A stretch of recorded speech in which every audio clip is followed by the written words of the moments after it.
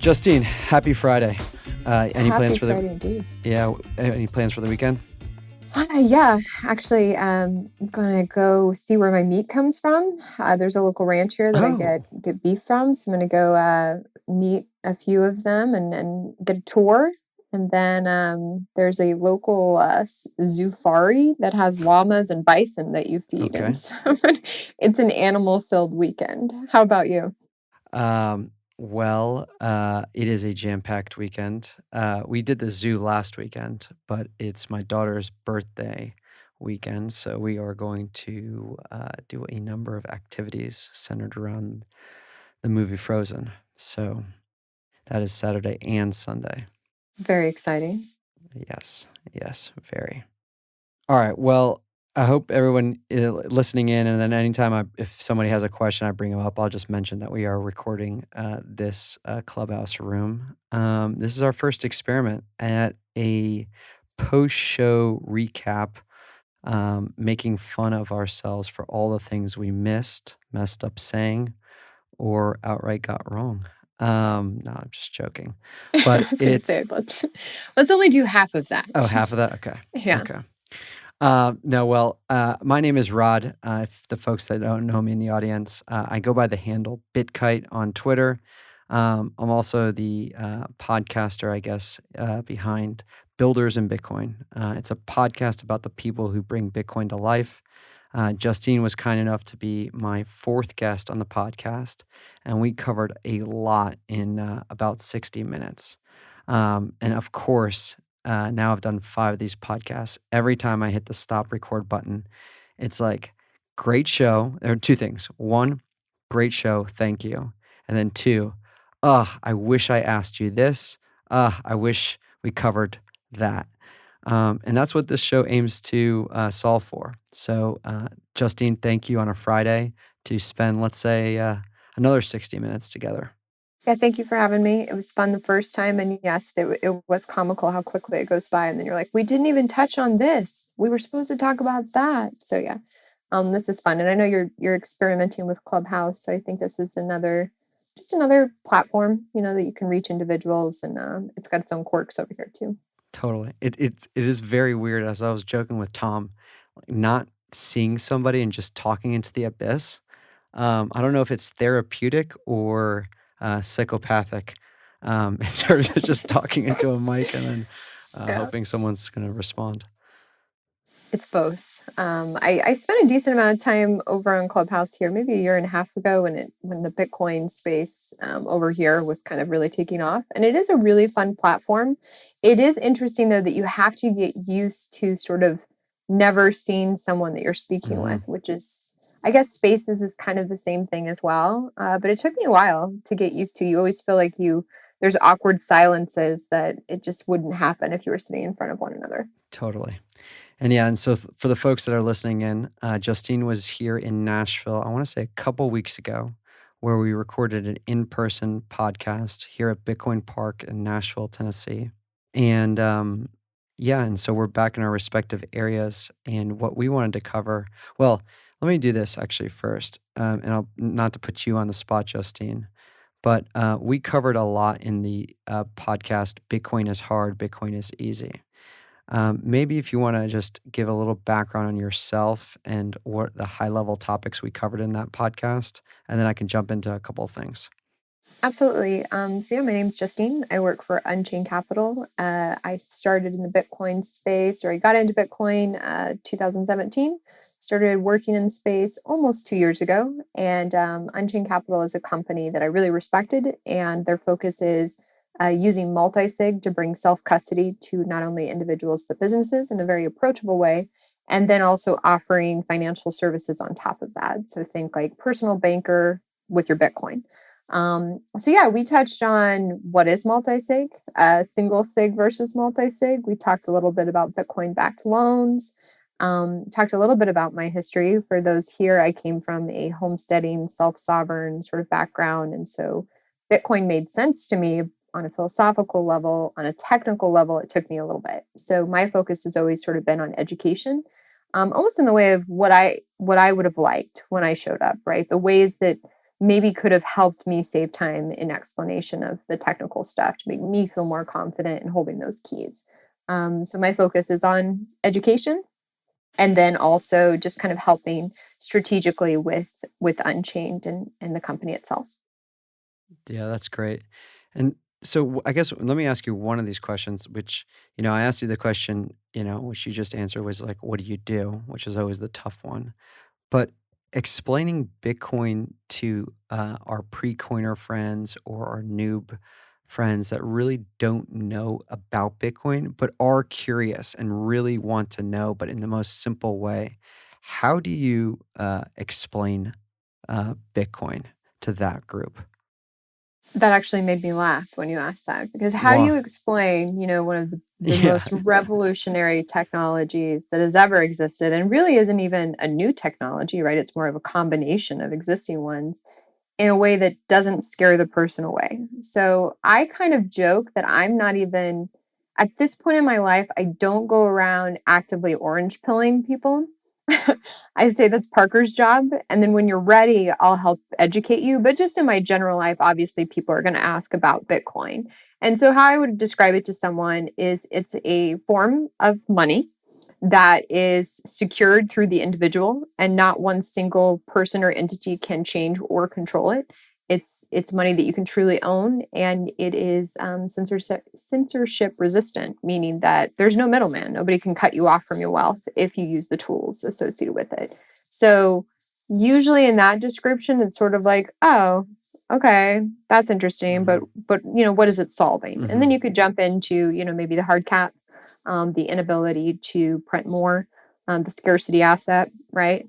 Aspect to it, and then also just there's no bank that can say, hey, Rod, I saw that you purchased from A, B, or C, and we didn't really like that purchase, so we're going to go ahead and just cut you off from your assets until you prove that you weren't doing anything illegal, right? Yep. Or whatever it may be. So I don't have a short answer for it, but that's generally kind of the direction that I go in, is sort of an asset that nobody can control and you can truly own. Yeah. And I will say from the podcast, one quote, or you had many great quotes, but one quote that really stuck out to me, which was education is empowerment.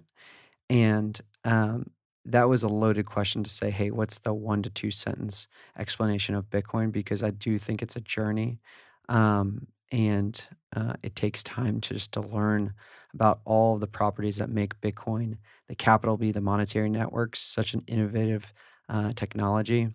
And then Bitcoin, the lowercase b, the reserve asset, such a valuable asset. And in that, the lowercase b Bitcoin, if I could summarize or take a stab at summarizing in one sentence, it preserves my future purchasing power better than any other investable asset.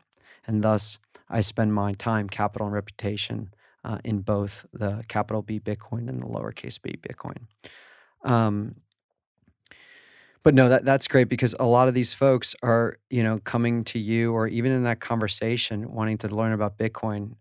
They oftentimes have the emotional feelings of, fear, uncertainty, doubt, intimidation, and having resources like you and Unchained helps them, or I believe, because it's helped me and a number of my friends and family go down their own respective journeys. Yeah, I think that, I mean, one of the things that I thought when I came across Unchained, and this was before I worked with them, of course, it was, wow, I wish I would have known about this when I got started, right? To actually have someone who can walk you through those steps in a very personal way. Because, I mean, I was reaching out to people on Twitter and was just like, hey, I'm trying to do this and I don't understand. It's like giving me this error, and what do I do? Hmm. And people graciously, like, I had people jump on a Zoom call with me and walk me through something. But that's not available to everyone, and maybe people aren't open to that, right? And maybe there's some fear of jumping on Twitter and being like, "Somebody help me." So to actually have a service where you can have a trusted third party where you can, yeah, get that one-on-one support is huge. And I remember coming across it and just being like, "Wow, this is really solving a problem." Yeah, and you mentioned the community, and I do think the Bitcoin community and Bitcoin culture is one of the most fascinating and inviting communities out there that, or at least I've ever been a part of. And culturally, people just want to help others. Um, And that was one area we touched on near the end of the pod, which was the company culture. And you alluded to 6 days working, 6 days a week, you guys are working and your recruitment process at a high level. Um, I wanted just to learn more about Unchained's company culture. And do you guys really work 6 days a week, first off? That's a great question. Thank you for letting me clarify that. So what we have customer support available 6 days a week live, Hmm. and we've just done that to where the schedules fluctuate. So an individual would be working a Saturday, and maybe be off Monday or whatever it would be. So we don't require anybody to work 6 days a week. I think it's one of those things that people assume when you work in Bitcoin, it's very fun and easy. I'll say that I'm working daily.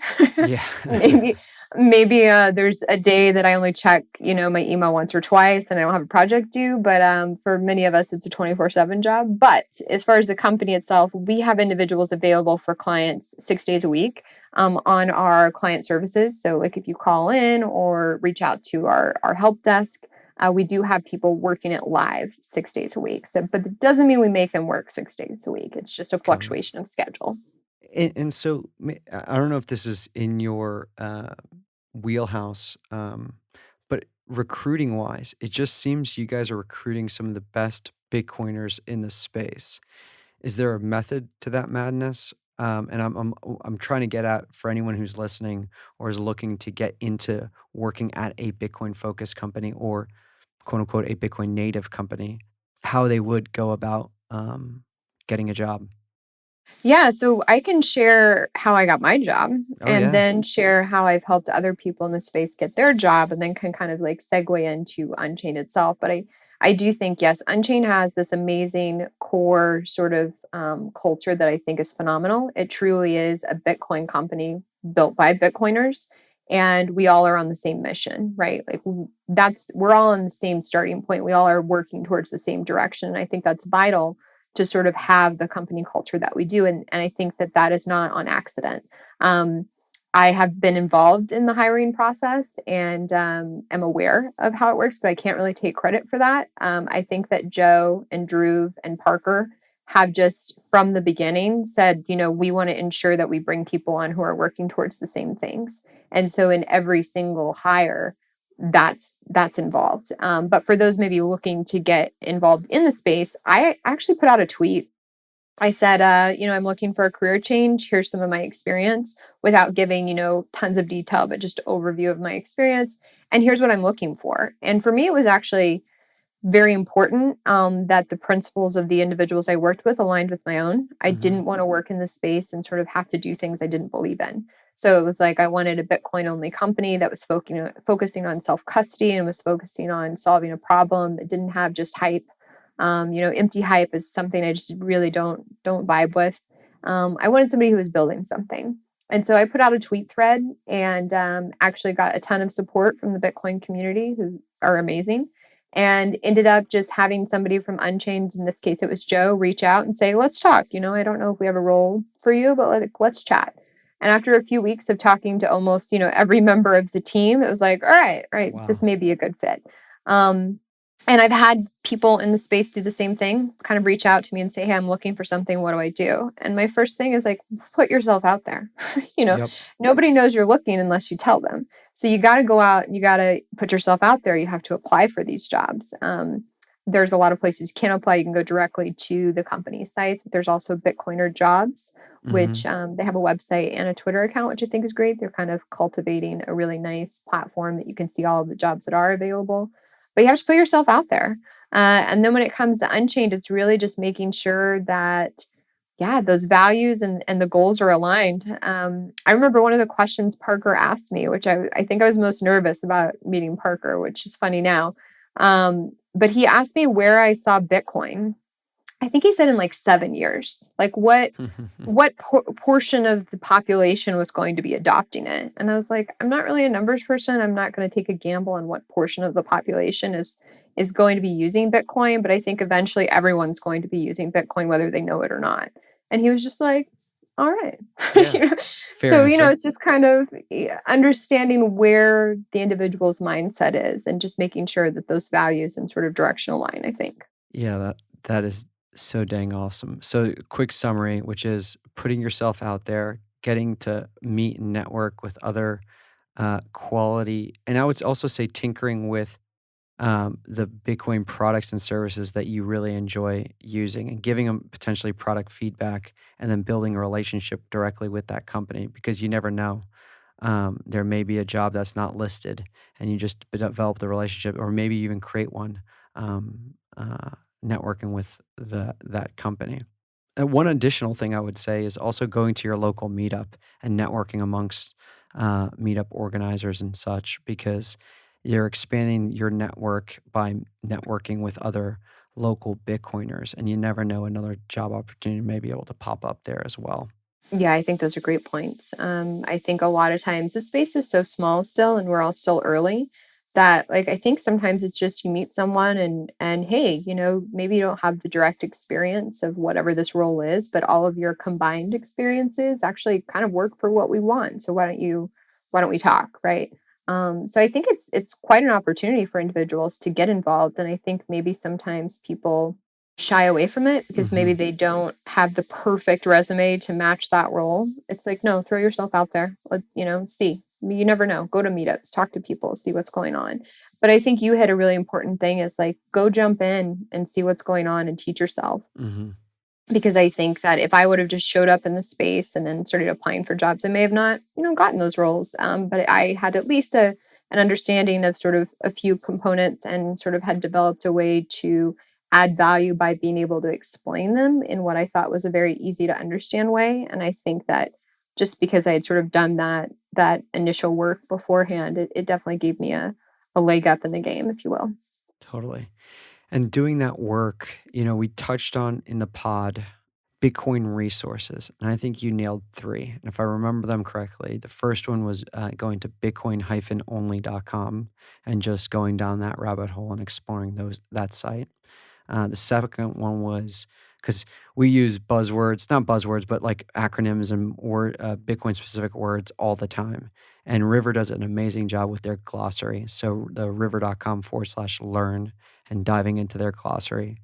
And then third being Parker's Gradually and Suddenly blog series and really Unchained Capital's all the content you guys have produced. So those being three resources. Were there any other resources that you think we should have recommended during our chat? Well, I think you had mentioned a really good one that I would actually completely agree with. So I'm going to let you mention yours. Yeah, the one I was like, again, I was like, God dang it, I should have mentioned it. But lop.net is one that I go to all the time. And Jameson, who's the co founder, I believe, of CASA, updates that quite a bit. So I'm always interested in that one and recommending links there as well. He's also like just testing all these different things that I never even thought of, like from seed phrase metal plates. And I'm like, oh man, I didn't even think about my house burning down and then the quality of the seed plate and if it would survive. Yeah, no, he's got the amazing reviews. And yeah, that was probably one of the resources that yes, I had a dang it moment too that we forgot that because that was probably one of the first ones that I went to. Um, I think that there's a lot there. And so for some people, what I've found is sending a complete noob there, maybe Yep, not a great idea. totally. But it's like an encyclopedia of knowledge that is a huge, really great resource for anyone, for sure. For sure. That's great. So, any others that you think we need to touch on? Because I will say one area that I thought you did an amazing job in the podcast explaining, which uh, I actually went back and worked out my own home security setup and such, was your explanation of how yes, Unchained is a trusted third party, but you're not giving up control. And then when I asked you, okay, well, there's all these different providers that potentially provide, 3 of 5, or they recommend potentially 3 of 5, 4 of 7, heck, 11 of 15, or whatever. And you explained why Unchained recommends 2 of 3. Uh, I'd like to just go back to that explanation. Maybe you can explain why Unchained um, does a 2 of 3 multi-sig model. Yeah, I mean, I think the short version of this is that complexity is not always the answer. It can cause more problems than it solves, right? So complexity can be your enemy sometimes. And so when it comes to multisig is essentially creating a Bitcoin address with multiple keys. And then you assign a quorum of how many keys that you need to sign the transaction to prove ownership and therefore move funds. So in a two of three, you're holding two keys. Unchained has one. Those two keys look like four pieces of information, your two signing devices, and then your physical backup for each of those. Physical here being important because you don't want to depend on those devices. Devices malfunction. You should always have a backup Hmm. for them. So that's four pieces of information the individual needs to store. Ideally, that would be in four different locations. That's a lot. That's a lot for an individual. So when you start adding additional keys that then you have additional pieces of information to store, kind of gets out of control a little bit. And what we've found is most individuals would then just have multiple keys in the same place. So really, what are you adding? Are you really adding any additional security there? Or are you just adding complexity that's actually making you a little bit lazy with your security, right? Because maybe you're intimidated. Maybe lazy isn't the best word there, but maybe you're intimidated to go find 10 places. So for us, we feel like 203 is a really good compromise. It offers the highest level of security. It's actually what many corporations use without adding additional complexity that for the average individual is just not accessible, in our opinion. Yeah. uh, you mentioned corporations. This just popped into my head. How do corporations actually trust? So I've heard about this whole, it's in the news, like quiet quitting right now. And then I've heard about, I don't know if you saw in the Twitter whistleblower complaint from the head of security, there was Twitter executives granted permission. And again, fact check me, make sure I'm being accurate here. Uh, Permitted the India government to allow, or the India government requested to have a agent work at the company, and Twitter said, "Okay, no problem." Now, I know I'm going off on a little bit of a tangent here, but how does when you're consulting with a company, let's say, and they say, "Well, who should or do you have any recommendations on who should be holding the keys at the company?" Great question. It's a subjective one. Generally, how our platform works is that you can select principals, is what we call them, and maybe those are individuals that aren't, running the day to day. Maybe they're part of the board. Maybe it's a board decision of who holds those keys, right, and Interesting. how they're stored. And maybe it involves somebody. You have four pieces of information, so maybe there's four people that are holding one each, right? Because technically the keys themselves look like multiple things. So the recommendation is hard to do, though. Obviously, this individual needs to be someone who can take responsibility, right? But a lot of times it involves actually a conversation with everybody involved as far as who's going to be involved in making those decisions with the company and actually building out a plan. Because let's say one individual, maybe a principal, comes to Unchained and says, "Hey, I want to spend some funds. I don't want to go get the other key. Go ahead and sign for us." In a company standpoint, we don't do that. There's actually a step-by-step guide protocol that was decided by the company that says essentially, like, is this principal allowed to do that? Hmm. If so, what's the protocol in order for that to do that? Maybe the principal's not allowed to do that, or who do we need to reach out to then be the backup signature there? So when it comes to a company, it's very much in their own hands as far as how they would like it to be. Many corporations don't actually want a quorum of keys in their company's control. So they would actually opt into the multi-institutional, which would be Unchained holds a key, the company holds a key, and then a third party key holder or escrow service holds the third key. Mm. So therefore, even the company itself has to have multiple parties involved in order to have a transaction signed. So there's a lot of choices there. I can't say there's one set of like this is how it should be. I mean, obviously the secretary should probably not have the keys to sign. Like that's just they can have admin rights. They can help, achieve the goals. But yeah, I mean, it should be a major stakeholder in the company for sure. Yeah, that was another thing I learned.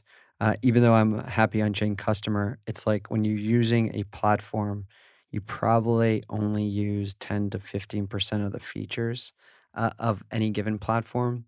And for me as a small business owner, there's just not to divulge too much information, there's not a need for all of the different permissionings or profiles.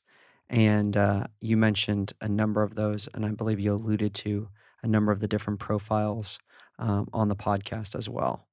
Yeah, and so in the interface itself, so with Unchained, you have we'll call it a wallet software interface that lets you interact with your Unchained account and all of those accounts associated with that. So you can actually migrate through all of the different products that you're using, whether that be maybe you have a personal vault, and then you also have a Bitcoin IRA, and maybe you have a trust set up for your inheritance, and hey, maybe you're involved in also a business that is holding Bitcoin on your balance sheet. You can actually toggle through all of those things in one really easy to find location that's like, nice and beautiful and makes it very easy for you. Even though on the Bitcoin side, none of those things even know about each other, right? They're not related, they're completely separate.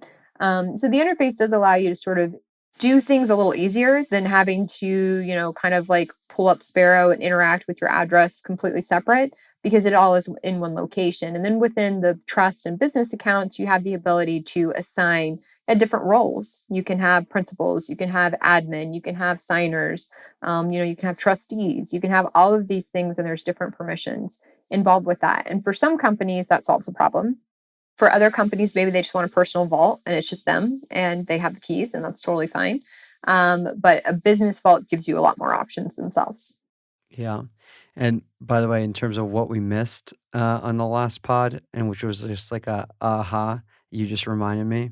So you went through, we were talking about Bitcoin native financial services, that Unchained Capital services. We talked about the custody product. We talked about your OTC product. We talked about Bitcoin backed loans. And by the way, I should have, we should have debated a little bit more when you said it was a benefit for miners to go over leveraged at the 60K plus, then get wrecked. But we'll save that for another day. Um, Mhm. but one product, which is a product that I think is not only one of your fastest growing products at Unchained, but in general, I think is a very fast or a growing product is the IRA product. Maybe you want to spend a little bit of time explaining that. Yeah, I mean the Bitcoin IRA is it blows my mind, right? So you've got this melting ice, as Sailor would call it, right? Sitting in your retirement fund. And every time they print, your retirement is worth less. You have no control over it. You can't, you can go from one stock to another, but you're sort of locked in, right? Yeah, it's not an asset you truly own, in my opinion. So what a Bitcoin IRA is it allows you to take your 401k, um, your Roth, whatever it may be, and you can actually convert it to Bitcoin. And the coolest part is it actually sits in an address you hold the keys to. This is a self custody IRA, which means that at the end of the day, you decide how that Bitcoin is spent. Now, of course, there are some regulation involved in order to not, get yourself in a situation where you would find you have penalties and there is some reporting involved. But what this does is allows you to purchase Bitcoin, hold it in an IRA in a way that you hold control and you hold the keys to it. Our Bitcoin IRA actually makes it super easy because you come in, you pay one fee, and we create all of the legal entity, we take care of all of the back end stuff, and then actually walk you through the process of setting up those signing devices, and then actually can start the process of helping you do your transfer. We purchase the Bitcoin and then we deposit it into your Unchained vault, which is held in multisig. So extremely revolutionary. I think it's actually brought a lot of people to Bitcoin that maybe bought a little bit here or there. But yeah, I mean, when when the, when the government started printing pretty heavy the last few years, I think a Hmm. lot of individuals who had worked really hard and were kind of nearing retirement age was like, hold on, we got to make a change or we're going to find ourselves with nothing. So yeah, it's been a huge product for us, and it's been really inspiring to see so many people sort of take control of their wealth in that way. So it's one of my favorites. Yeah, I love it. Do people who set up the product have to buy through Unchained, or can they? How does that work actually? That's a great question. So, because of the regulation itself, there is a very specific way that Bitcoin has to be entered into that address, and it has to go through the custody bank. So, that's through Solara Bank in Wyoming. So, it actually does have to go through the correct channel. Otherwise, you will run into issues with the IRS themselves, right? Obviously, we don't care, but if you just go to deposit Bitcoin that you purchased on Coinbase and deposit it into the vault, it runs into the issue because maybe that Bitcoin was not purchased in the entity's name. It has to be in your entity's name as far as that your retirement is sitting in. So there is a protocol of how it has to be done, but we do make that pretty easy. We just sort of handle all of that for you. You can come in, request, and then that change is made. But yeah, there is a protocol that has to be involved. So it is very different than, say, you holding Bitcoin in a personal vault and just having, full control of whatever you want to do there. In order to adhere to the regulations, there is a protocol. Now, physically, on a technical level, you have full control, but it's more of, hey, here's the guideline. If you want to not run into an issue with the government, this is what you got to do. Yeah, exactly. And there's like, if my understanding is correct, there's some attestation reporting, and I'm curious because if Unchained is the buyer or the broker of the Bitcoin, and they put it into the Unchained IRA vault in the LLC's name, the benefit there is that you can attest to the price, to the Bitcoin, should it come under any scrutiny. That's my cursory understanding, at least. Yep. Um, but okay, so that's fair. Yeah, all the reporting is taken care of for you. In the past, when you had maybe something like a checkbook IRA, in the space, it was a Bitcoin IRA, you actually were responsible for all reporting. And so with our new setup, which is actually unique, you that's all taken care of for you. So you don't have to go create an entity. You don't have to file all the things and create your own LLC. You don't have to worry about the filing. That's all taken care of for you. Yep. No, I love it. Um, here's another question that I'm not trying to stump the presenter here, but if an ETF is ever launched, does that hinder the growth of a IRA product? It's hard because it depends on what the individual wants, right? I think there is some value in having real Bitcoin, Yes. you know. So I don't know. I it was one of those things where I would if I commented, it would just be sort of my own opinion with no Sure. real truth behind it. I don't know. But I will say that I think there is a market and will always be for real Bitcoin. I think that's actually spot on. My own personal belief is the same. There's going to be some people. It's kind of like, do uh, they shouldn't be doing this, in my humble opinion. But there are some people that hold their Bitcoin with a third party exchange, right? Okay, they buy it and hold it, and are taking that counterparty risk and saying, hey, um, maybe they're not believing in themselves to be responsible enough to hold their own keys. And now in this situation versus ETF versus an IRA product, it's like, hey, I'm just going to take this IOU ish. I mean, it should be backed 1 to 1, but you can't. To my understanding, you can't take custody of the underlying asset, in this case, Bitcoin, with that product. So it's all about your own threat models and your own investment thesis to then make your own decision there. Which actually brings me up to another point, which at a high level, I thought you did a great job on the pod. And I didn't realize this, but you helped many people not only get set up with their collaborative custody solution, but you also handheld them to move their Bitcoin from Coinbase or another third-party exchange into their Unchained vault. I think you called this the every time you did it, an angel got its wings. So it's like the Yes. Unchained Wings or something like that. The Unchained Wings. Yeah. So, like, for those people that, and I think we're mission aligned here, but I will say, just to be devil's advocate, you know, for those people that say, well, Coinbase has never been hacked, or, Kraken's never been hacked, my Bitcoin's been there since, 2014, 2015. Why do I need to take ownership of my own keys when this third party has been doing just a fine enough job thus far? How would you answer that? Yeah, I think it's a great question. And for a lot of people, like maybe that's what they need. But they do need to understand that they don't really own Bitcoin though. They own an IOU and somebody else is holding that Bitcoin. And as long as that works for them, fine. I mean, my concerns are not just hacks though. My concerns are somebody hacks into my account, my login. Maybe Coinbase security is great, but maybe Mm-hmm. my own personal password security is not. It doesn't take much. It's a single point of failure. Somebody gets into your Coinbase account. Coinbase doesn't care who's logged in. They're not going to give you back your money. Somebody goes in, moves your funds, it's gone. That's single point of failure. If I mean, we saw this in Canada. People were protesting in ways that the government didn't like, and they froze their assets. Ugh. These companies have to adhere to that. They have to. They have no choice.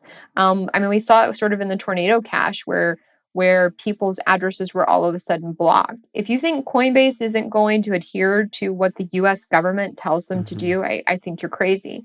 So for me, it's more of, I've been in the position where long time ago, paid my taxes and there was an error and they thought I didn't. So all of a sudden all my bank accounts were frozen. I got notification, just my card didn't work. And when I went into the bank, Whoa. they were like, "Oh, well yeah, we got a such and such from the IRS. They've frozen everything." And I'm like calling my accountant like, "What the heck is going on? We paid it. What's going on?" Yeah. And had no access to funds for days due to an error.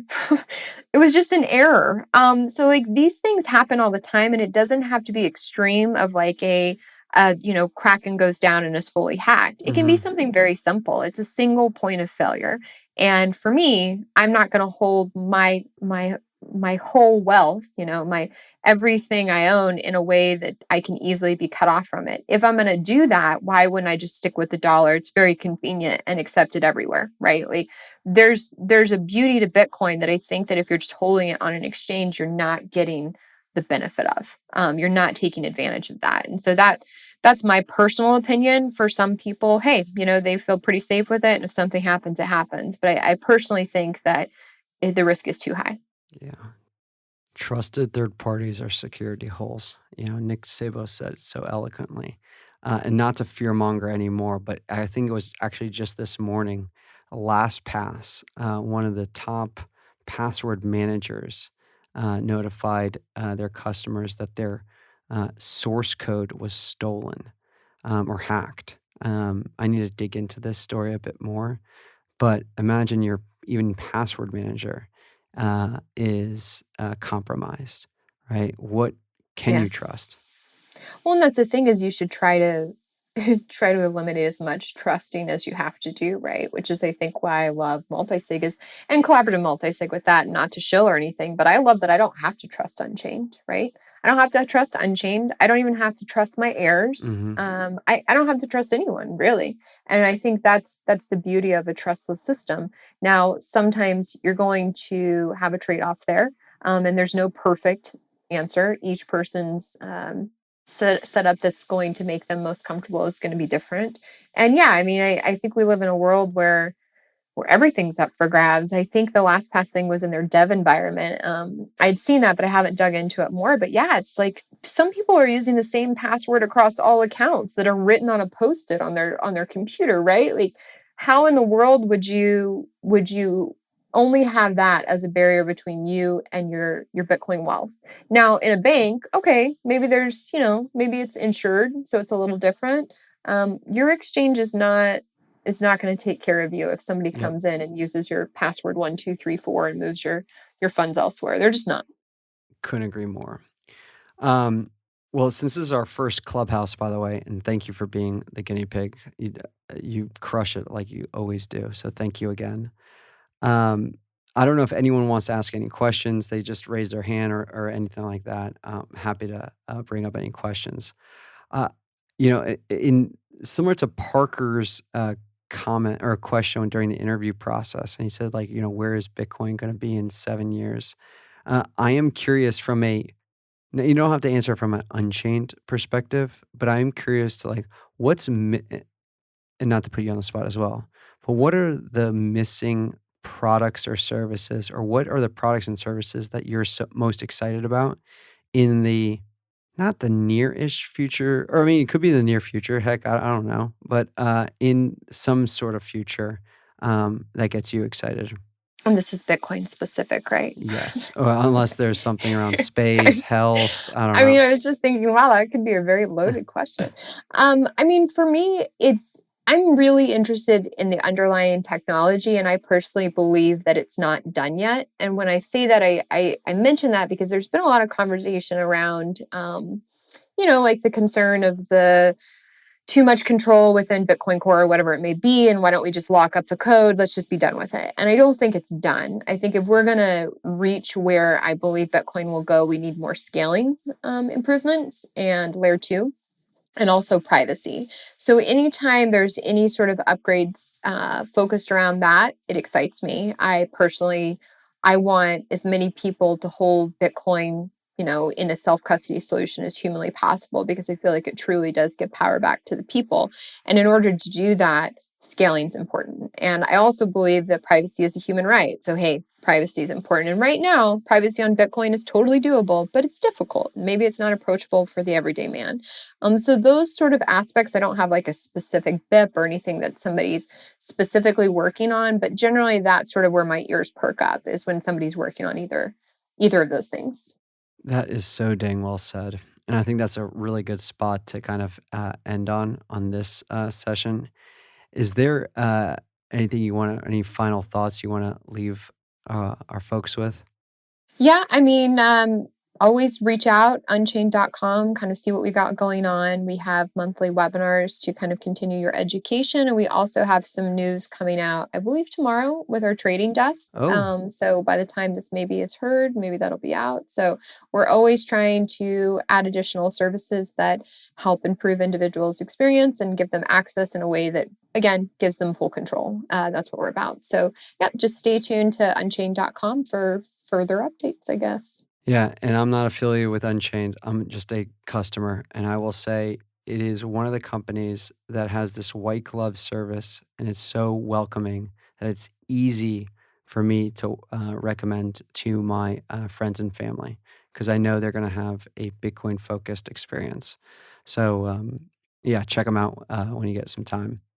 Justine, thank you so much. Happy Friday. Have a wonderful weekend at Zootopia or wherever you're going, and pet some llamas for me. I will. You enjoy your weekend as well. Take care.